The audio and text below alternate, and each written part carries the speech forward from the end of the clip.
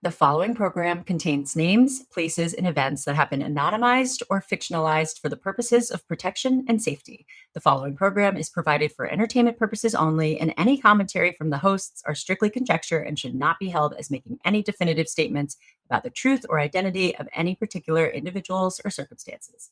If you or a loved one are involved in an abusive relationship, please call the National Domestic Violence Hotline at 1-800-799-7233 for support.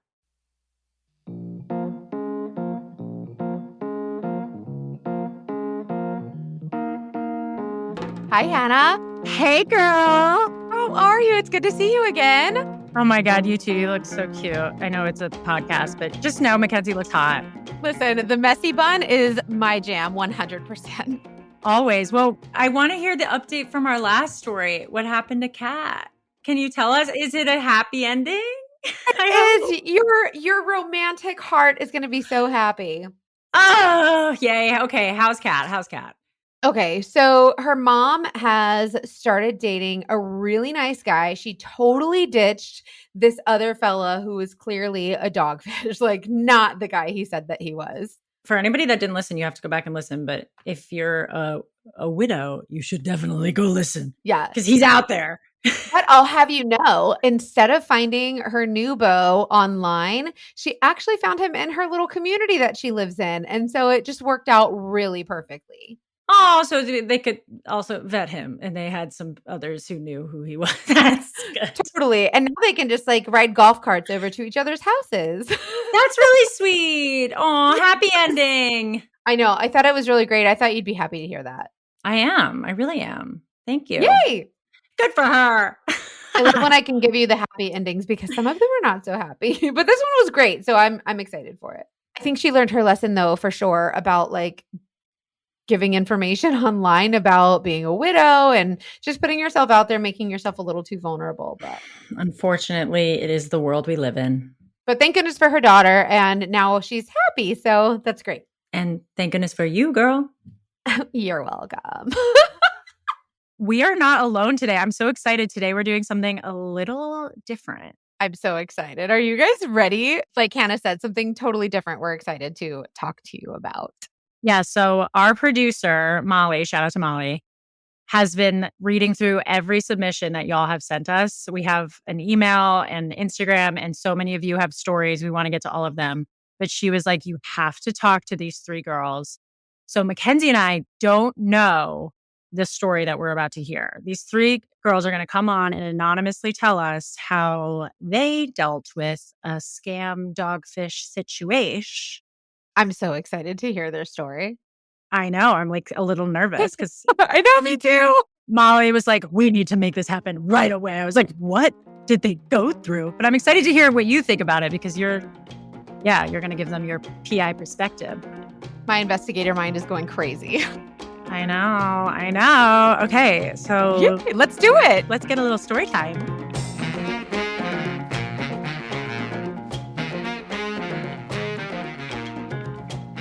Hello. Thank you for coming on the pod. Hello. Hey, ladies. Hello. Thank you for having us. Oh my God. We're dying to hear the story. Give us the tea. We need the dirt.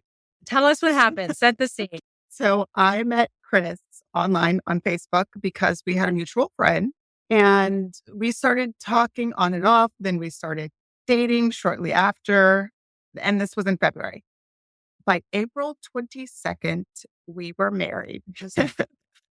So I have to give you a little backstory because I'm not like crazy, right? So before I met Chris, they had found a lump in my breast. It was benign, but the entire experience was just super scary.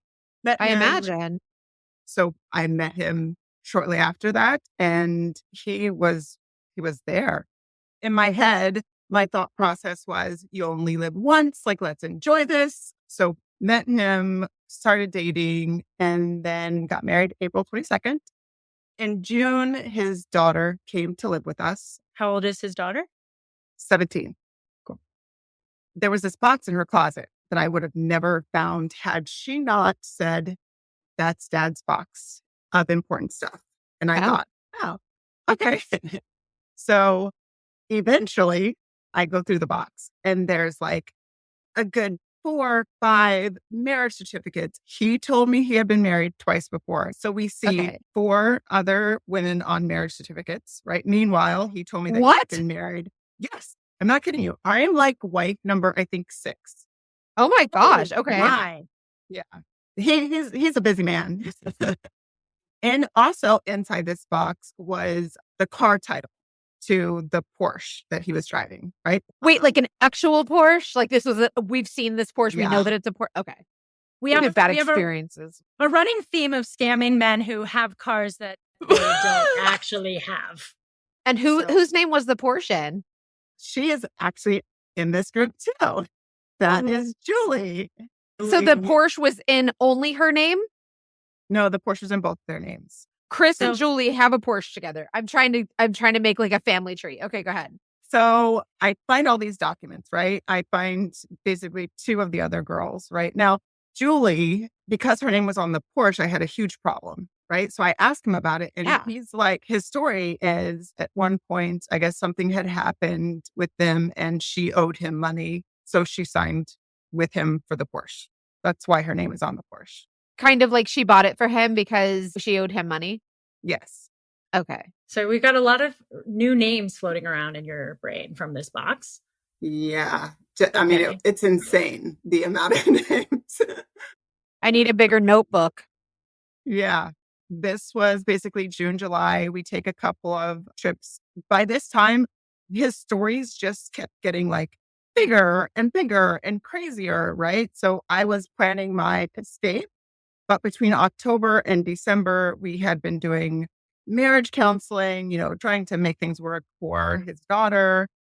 So New Year's Eve, we go out, we celebrate. New Year's Day, I post pictures and made my Facebook page public.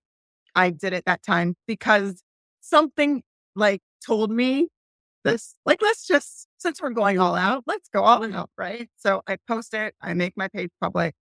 Instantly, Julie messaged me, and that's how I found out the truth about the Porsche. I found out the truth about... What is the truth about the Porsche? Yeah. Well, the truth was they were in a relationship.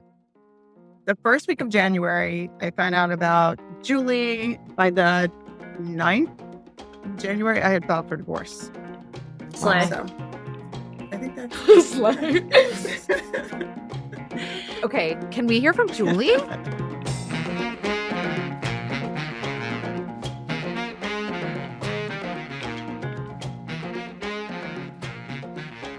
So just to recap for the audience, we just heard from Stacy about her marriage to Chris and how it all fell apart after she made her Facebook public and Julie slides into her DMs all willy-nilly to tell her the truth about her husband.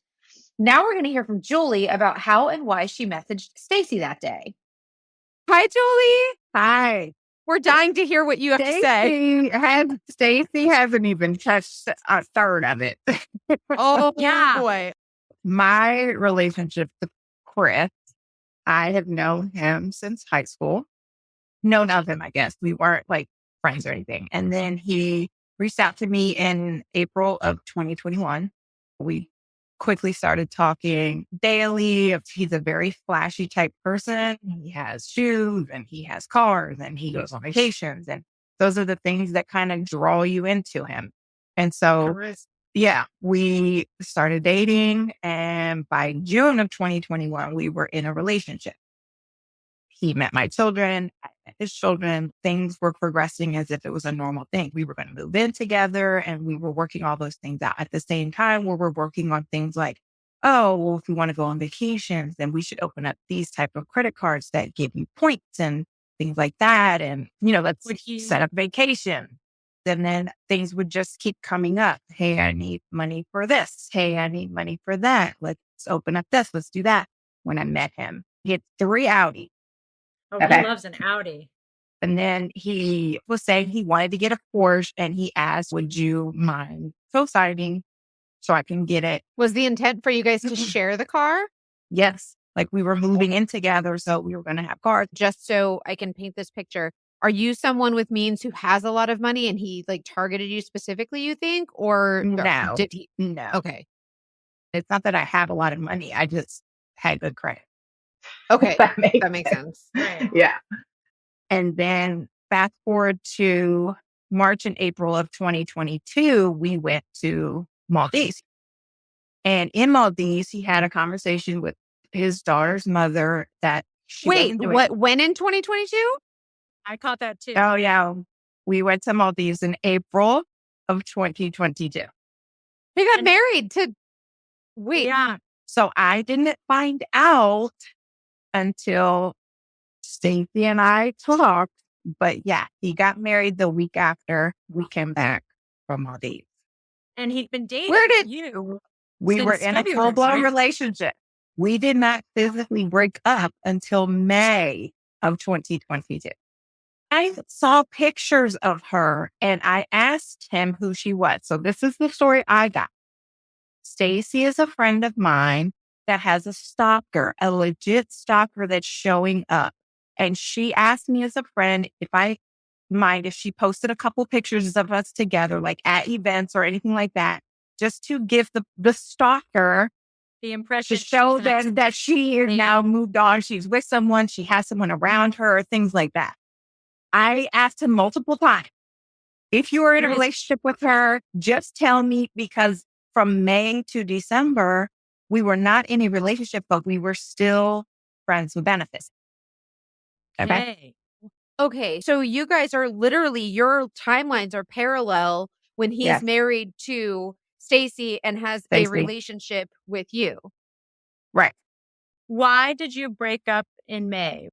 He was basically saying he was going to take the other job that was in another city further away. And that with his daughter coming, he just was like, I don't know if I'll be able to give you the same amount of time.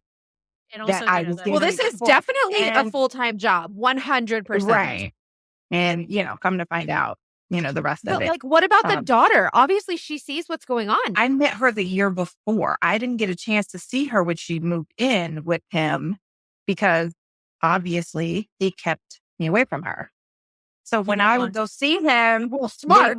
we would go to like public places, like let's go out to lunch or I'll meet you at your job or things like that. It was never at the house anymore. All of the financial side of it were things that were just coming up over time. Hey, can you help me fix an Audi? Hey, can you loan me $400? I get paid on Monday. Or he asked me to invest in a school he was going to open.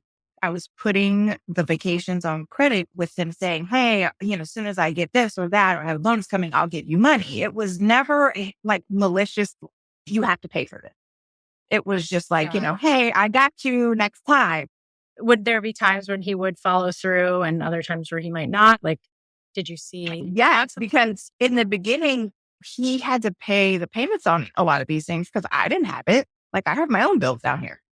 So yeah, he would, but then he would just stop. Hey. Did he legit have a job? Oh yeah, he had a job.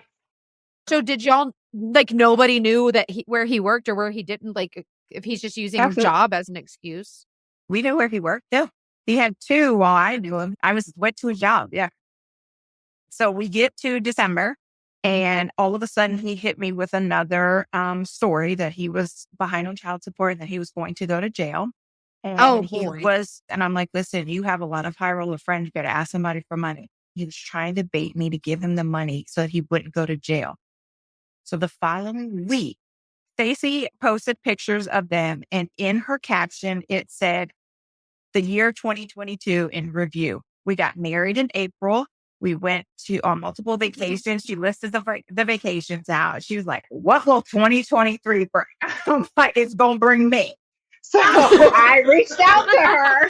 Here I come. It took her 2 days to get back to me.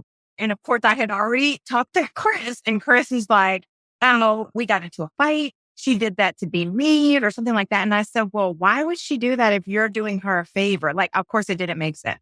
She finally hits me up and says, please call me. And I'm like, oh, I didn't mean to call. I didn't mean to say anything. She's like, no, please call. She basically was like, who are you? I saw your name on this car. And I said, yes. So then, of course, that whole story that he gave her was a complete lie because I'm over here spitting money out for him. And then I told her, well, this is what he's telling me about you. One of the first things I said was, is he in court for child support or going to jail? And she was like, no. she was coming home for a week and a half and would be at the house. I was going to say That was to keep me Oh away my God. and to get my money. We talked all day that first day. We went through the timeline and she had all that information and all those papers. And she wanted to know, well, who owns this and who owns that? And that's when we got the name of Stephanie, whom I reached out to. And Dun, then dun, dun. Stephanie comes in the loop. What was Stephanie's name on? Like, how did we come up with Stephanie's name? She was on his A8 Audi. And that was one of the documents found in the box? Yeah. Oh, we're in trouble.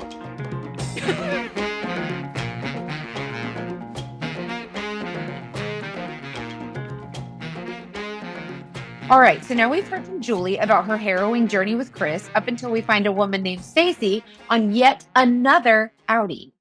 So Stephanie, can you tell us your side of the story? How did you end up in this whole messy web? I'm just sitting here laughing because this isn't even everything. I need so many questions answered. I like that we're learning the info in like the order, like basically that Stacy, you figured. Mm-hmm. Like then you got to talk to Julie and you got more information. Then you got to talk to Stephanie and you got more crazy information. I mean, I'm sure this was like a terrible in the moment discovery. So I met Chris online on Match in October of 2017. He told me he was separated and he was getting a divorce in a month. And that was going to be his only marriage, meaning I didn't know about the other divorces. And at that point, he had how many other divorces? Just This was All of his them, first. Hannah, all of Yeah. them. so this was all by 2017. He'd already had 6 marriages. Or 5 marriages. 5. Okay, Mm-hmm. got it. He's collecting little marriages, and by 2017, he meets you, Stephanie. So we started dating in November. When we became more serious, we saw each other somewhat sporadically, I would say, probably because he was having trouble keeping up with everyone. I have also since found out that there were at least 3 other women he was dating at the same time as me. How does he sleep then? Exactly. He met my family. He flew to visit my family in the Midwest with me for my mom's birthday. And throughout this time, I also was loaning him money because he had told me he loved me and we were going to be together. He's serious. Yes. Like Julie, he had told me he was going to prison for not paying child support. I did not have the money, but my sister loaned him the money. Then in beginning of 2019 in January, he only had one car then, which most of us only have one car, but he was selling it, he said, and had bad credit and needed me to buy him a car, which is where the Audi A6 8 comes in. This So- episode is not sponsored by Audi, although we would be. Yep. The car for if you need to like, I don't know, what's a good slogan for needing to get away to your next affair? Can I use the F word? I would say fuck fast. Audi. Fuck fast. So you buy him an Audi. When someone says, "Will you buy me this car?" Like, is there any like, I don't know, like, I don't trust this, or are you like, yeah, honey, of course? Like, what goes into that? How did you Oh, build there's that a lot of- trust? There's a lot of trepidation of, is this true? Is he actually going to pay? What happens if he doesn't? But he always would make you feel like if you didn't do it, there was something wrong with you. Yeah. That That's you did it gaslighting. against him. Yeah, it's Gaslighting. Yep. And he assured me he would make the payments, but just he didn't have good credit and needed someone to be the name on the car. He did make payments for a few years, actually, not always on time, actually rarely on time. And with a lot of pushing and prodding from me, he eventually defaulted on it in 2022. We dated for a while and eventually, I don't even know exactly when, but sometime in 2019, I don't know if I gave him an ultimatum necessarily, but was like, this isn't going anywhere. it needs to end. And we stayed in contact until January of this year when I got the message on Instagram from Julie asking if I knew him and how I knew him. Oh my God. We stayed in touch mostly because of the car, but also anytime I tried not to be in touch with him, he would get very upset. And you will always be part of my life, just very manipulative. So it was easier just to stay in touch with him than to not. Not that this is the exact same situation, but isn't it so annoying how you have exes or whatever it is, and you're just like, it's easier for me to just appease this person and just be nice rather than have to. That's exactly what she said. Don't worry. Yeah. It was easier to just go with it. Yeah, and that makes sense. There's like a fear. I totally get that. And he would ask a lot, do you miss me? And I always said yes, because he'd get mad if I didn't. And I'm the type of person, I don't like confrontation. I don't like conflict. So it was easier for me to just say, yep, I miss you. And did you see him at all between 2019 and January? We did. We would see each other sporadically, not dating or even friends with benefits at that point. So in January of this year, I got the message from Julie that just said, hey, do you know Chris? And how do you know him? And I said that we had dated. She asked if he owed me money. I said he did. And so we ended up talking. And then eventually we all ended up on a phone call together that lasted a couple hours, I think. When we began our FBI CIA date. So what happens once you're all together and you're piecing everything together and you're realizing everything's out in the open? What happens next? It was a lot. But even before that, though, it was a lot of information that we all took names and reached out to those people. Everybody took a name, whether it was a wife or it was a girlfriend or it was this person or that person. And we literally started compiling all of the history of the past 20 years. What's the number of people who he has involved in this charade? I think we found at least 10, didn't we? Yeah. Between ex-wives. Between the wives and the baby mamas and the girlfriend. So what was true about him? What's true about him is he does this to every girl. Yeah. Right? Except I'm going to say that there's some exceptions, right? I'm going to say to my knowledge, right? The last 3 wives have been somewhat spared other than the embarrassment. He cheated on us. He obviously lied to us, right? Right. He But didn't take money from them. Yeah. And I think he just gets off on being with women and using them. Well, this is someone who 100% he needs attention. Yeah. Yeah.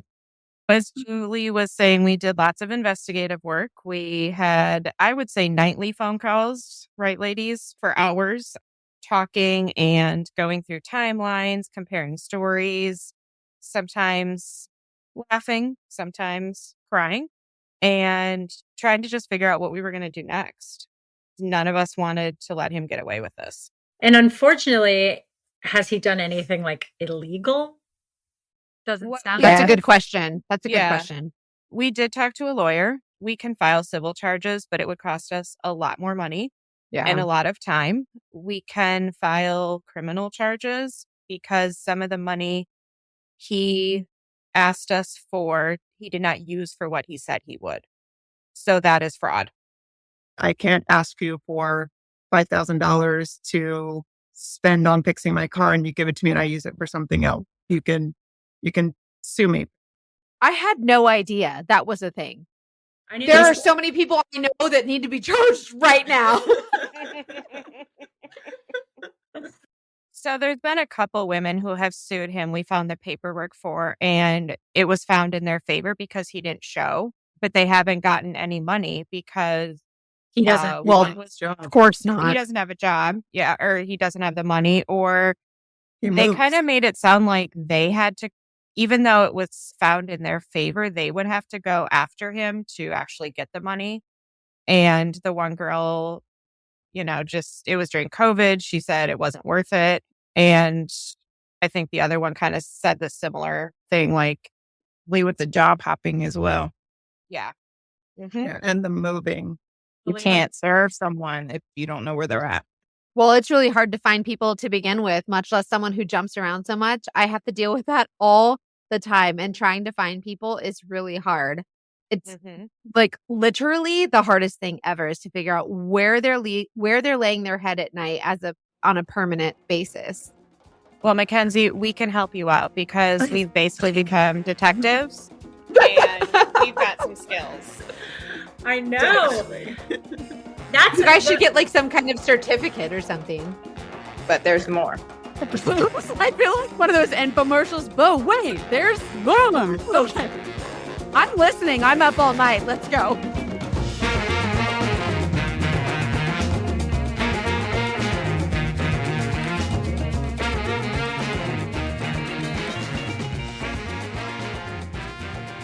Stephanie and her great skills found out that there are Facebook groups called Are We Dating the Same Man?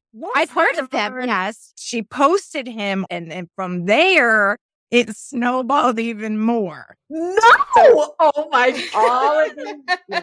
So women came to Stephanie and told her, their relationships with them. And then we found out about the professional side, that he was a professional, like he would job hop because he couldn't provide his credentials. And one woman told me that her job, I don't even know what it was, a client complained to the owner saying Chris didn't sound like he knew what he was talking about. It sounded like he was reading from a website. So they did some research, and apparently they figured out that he had bought his degrees. I guess you can do that. A dime a dozen. It's fine. Yeah. So in the time that I've known him, he's worked at 3 or 4 places. And we think it's because people find out that he doesn't actually know what he's doing. Yeah. And he gets fired. So he's a con man in all departments. I'm also just like, I wish I knew, if I want to know what he was doing for a living. Cause I was like, imagine like a doctor looking up on Wikipedia and just being like, yes, I am a doctor, an academic title that originates from the Latin word of the same, like, I just want to Noun. Could you imagine? Oh my God. Stephanie, tell them about the other lady who was talking about the post from 10 years ago. This blog that was 10 years ago that someone had started to try to expose him, but he found out about it and threatened to sue, and it got shut down. Oh boy. Yeah. Who knows if he actually had a real lawyer? He probably didn't. He's probably a lawyer himself. I mean, He probably is, actually. Of Yeah, course. he has that online degree. Yeah, so we have found some interesting stories about him from many other women. Oh my Just God. co-workers, fiancés, ex-girlfriends, other women that he owes money to, Yeah, I was going to say, imagine there's some very unfinished money exchanges between all of you and all these other people, which sucks. And we can't even imagine how many are out there that we don't even know about. Right. I can't even imagine. How many Audis have been purchased for this man? All of them. Exactly. I feel so terrible that there are people out here, so many people out here doing shit like this all the time. But we always learn so much. And you are now literal PIs. You are, unfortunately, had to learn way too much about protecting yourselves from scammers. I am curious if you had. I'm dating. How do I not? We're scared for Chris? you. How do I not date Chris? Which is not on us. It's not on us. These people are out there and we are the victims, but still, it's what can we learn from these horrible experiences is kind of my question. So I actually just had this conversation with Julie about what we have learned or what our takeaways are from our Trauma. From the last 12 months for me and the last, 2 years for her. You have to know your value. As women, I don't care how much money you make. I don't care what you have going on. I don't care what you look like. You have to internally know how much you are worth to you before anybody else can put a price tag on it, right? So once you get that and you know that, people like Chris, when they come around, you're just like, red flag number one, right? Red flag number two, like, this is not going to work. Like, I don't want this 5 years from now, let alone 5 days from now. So Right. like, just stop calling me and end it really quickly, because they prey on you giving them chance after chance after chance, right? And it doesn't Absolutely. even have to be with money. It could literally be just with your time and with your energy. Some jerks like Chris, specifically for me, they feed off your energy, right? Like, we used to hang out all the time and I just made him look good. And I am worth way more than that. I don't care. Absolutely. Damn right you are. And Oh, that's just my takeaway. Julie, where are you at now? This has definitely been eye-opening and traumatic for all of us. And I think us talking through it for the entire month of January and into probably February was therapeutic, I'm sure, for all of us. Like Stephanie was saying, everybody kind of had to have their time to process it, because this was so much information. And like, you ladies are hearing it now, but we were literally getting it day by day by day. And we still are today. I talk to Stacy and we find out stuff to this day. We're still finding it out. So, going through all of that and understanding what happened, what our part in it was, what his part in it was, and, what to look for in the future, and pray that we don't ever find anybody else that's like this again. What about you, Stephanie? So I have been dating someone since the end of last year. It hasn't been easy. He knows about Chris and everything that happened. And while he is supportive, he also is very aware that I'm guarded and cynical. The trust is gone. I am very guarded, and that's hard for him. So it is something we are working on, but it is hard for me to trust. I see red flags in everything, even if they're not real. So yeah, it's been hard. I do love, and I've said this before, that when I met Stacy, when I met Julie, none of us blamed each other. None of us called each other out, or there was never any animosity, I feel like, or anger towards each other, which is amazing. I remember one morning laying in bed talking on the phone to Stacy, and I would just kept thinking, I'm talking to Chris's wife right now on the phone, like, while I lay in bed. This is weird. But it just became normal that we were there to support each other. Yeah. And that we have found this friendship through our trauma. I love the song Beautiful Liar by Shakira and Beyonce, because it is I like that exactly. song. Y'all know that? Yeah. It's like the two women who are like, wait a second, we're bonded. I remember the day that I found out most of the stuff, Julie was on the phone with me and like, I couldn't breathe. That's how bad it hurt. And now Julie doesn't know this, but she's like my forever friend.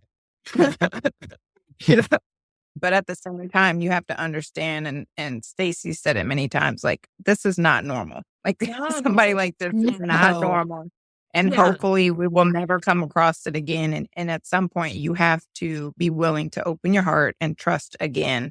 My thing is, tell your next boyfriend or partner, tell them that, there's going to be times where I need reassurance. There's going to be times where I, don't trust that you were at the gym for 3 hours. You know what I'm saying? Like, there's just those times where something may trigger you. And unfortunately, you just need the reassurance that, yes, I was at the gym. This is what happened. You know what I mean? Like, I'm all about like the idea of giving your partner the toolbox to like be the best partner for you, and like communicating exactly what you need, and also not shaming yourself for what you need and never feeling like you know too much, because I'm so excited, Stephanie, that hopefully whoever you're dating is awesome and the right person who we deserve is somebody who's going to understand the situation and be like, yep, whatever you need, like whatever reassurance you need, whatever explanation, support. And then you get to do it too. You have more empathy for whatever their baggage is. We all have something. being a private investigator, I've dealt with this so many times with so many different scenarios. And even with myself, I went through it so much that when I met my husband, I was like, screw this guy. Like, I'm going to treat him like I've been treated. And it took so much of that. Like, whenever his phone he would get a text, like, I would get anxiety, like, could not breathe. Like, this is it. This is the one. Like, this is another girl. And he would be like, oh, this is my friend John. Let me tell you about him. And everything that was scary to me, he made sure it was clear. He knew that that was like a trauma thing for me because it happened so much. And so once you're so damaged by that, it's really hard to overcome that. So I really hope that you guys find peace in your heart and just know that you deserve so much better than that. Well, and I wonder if he's feeling any of this. Like, it always makes me wonder, like, what is he like, oh, well, that's it, I guess. Like, he had to expect it at some point. So was he prepared for it? Does his heart break? Like, I want to know that, like, he's sad crying in a closet.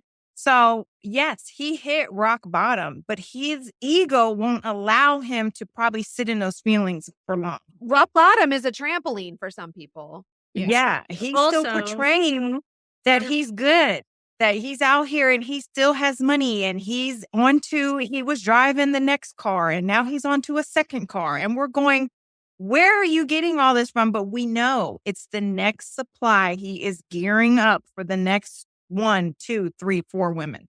He's the victim here in his mind. And yep. Absolutely. Were there red flags that maybe you skimmed by, or was everything just seemed for real legit? My friend Tracy put this perfectly. She says, Stacy, did you think all of the red flags meant that it was a party going on? Like, explain this to me, right? Like, no, it was not a party. I thought when a man asks you for help or large amounts of money, you're thinking, oh, we're building something together. We're doing this together. He needs me. I can help. I was like making progress. Yeah.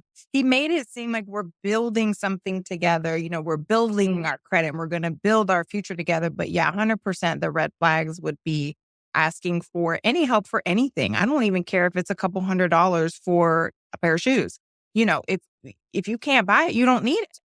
I know it's not as clear as like, hey, could you loan some money? Like it always becomes something that feels like a partnership. But that to me is where I feel like I'll set a personal boundary. But also, I want to just make it clear that whether or not you saw the red flags or whether or not you chose to ignore them, whatever the case is, it is never your fault when someone treats you this way. It is never your fault when someone does something so disgusting to hurt you. It is never your fault, regardless. I know so many women who are just like, oh, I should have did this, or I should have listened to this intuition or whatever. It's never your fault.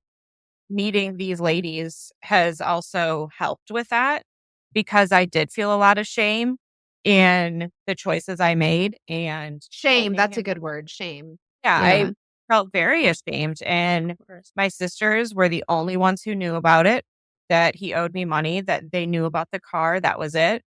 But then meeting Julie and Stacy and then all these other women too, like, it made me realize this isn't my fault. I don't need to be ashamed. And I've told many people this story now.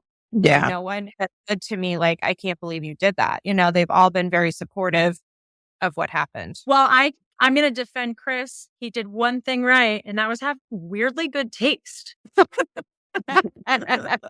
does have great taste. The last little bit from me is one of our biggest things that we wanted out of this. It wasn't originally to like get back at him, right? It was to make sure that this doesn't happen to any other woman. That's literally why we wanted to like have just a place for these stories to, obviously they're wild and entertaining, but at the end of the day, it's all about recognizing that we need to trust ourselves. Thank you for coming on to share this, because I know it's a tough. Yeah, I appreciate it. Yeah. Thank you for sharing your story. I know it seems like it would be so hard, and it sounds like you guys went through a whole lot, and it sounds like you're still healing from it, and you deserve the best. You really do.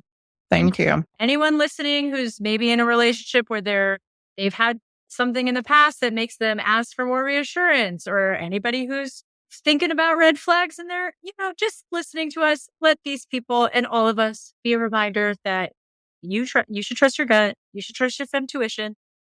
Trust your femtuition. If the flag is even like, even if it's like a pinkish or like maybe an orange that could be red, let's question it just a little bit. Like ask all the questions because the right person is going to answer every single one.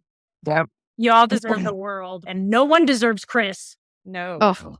You guys, will you keep us updated with will you send us an email whenever you have like updated information that we can know about your situation? We'd love to stay updated with you guys. Sure. So, Hannah, what did you think of the episode? That was crazy. I'm so grateful that they came on. Like, what do you do? Like, that's so much to unpack. Like, it's a lot, right? It's so much, but I'm just still not over like their community. It's really sweet. I want them to have a movie. These women really found a way to come together and support one another after it, which I think is really amazing. I think they're on a small scale, we can all kind of be better about that. Even if you're not in anybody like thinking about someone's ex. I'm so bad at that. I'm like, so ew, the ex, like it's my first thought is to just compare myself to them. And it's obviously a reflection of my insecurity, but we can be a lot more empathetic and loving towards people who maybe share a history with someone, or in the case of this sharing episode, trauma, an actual boyfriend at the same time. Yeah. Or husband. I'm just glad, that they've washed their hands of him. So if you are in a situation or you've been in a situation like this, or if you know someone that is actively going through a situation like this and you need us to investigate, send us an email, investigate@datingdetectivepod.com, and we'll get to work. We'll get to the bottom of it. Make sure you're following us too, Dating Detectives Podcast on Instagram. You can message us there, comment.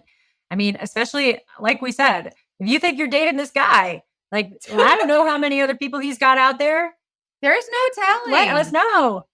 Yeah, sure. He's on a roll. And if you like our podcast, make sure to tell a friend, or if you just need to drop a hint, passive aggressive, hey, listen to this podcast, to let them know that you're worried about who they're dating.